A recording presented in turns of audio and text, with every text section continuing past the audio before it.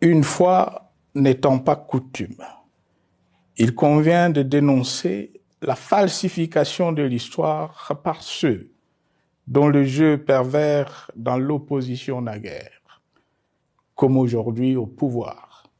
a consisté et consiste encore à calomnier, à diffamer, à diaboliser et à diviser pour gagner et régner, à se défausser sur les autres pour justifier leur contre-performance, quelles qu'en soient les conséquences sur la cohésion nationale ou en termes de vies humaines injustement brisées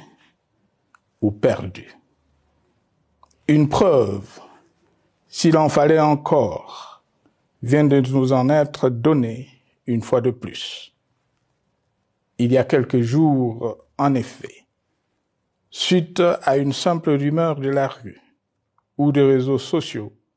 sur ma prétendue présence à Goma, où je veux me rendre dans le prochain jour, comme annoncé par ailleurs, le régime en place à Kinshasa a pris des décisions arbitraires,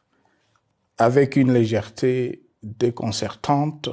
qui témoigne du recul spectaculaire de la démocratie. Mieux que quiconque, vous savez que pour moi, le Congo est la priorité absolue, que sa souveraineté et son intégrité territoriale ne sont pas négociables, que mon engagement pour la démocratie, la cohésion nationale, la paix et la stabilité n'est pas un slogan creux, et que le respect de la Constitution et des lois du pays,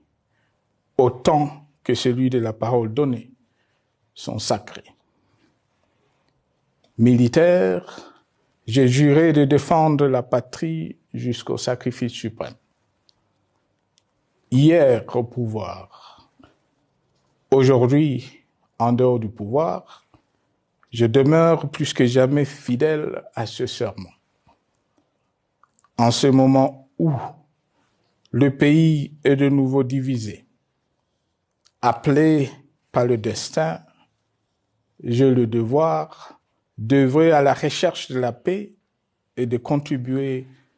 à la reconstruction de notre pays qui se meurt.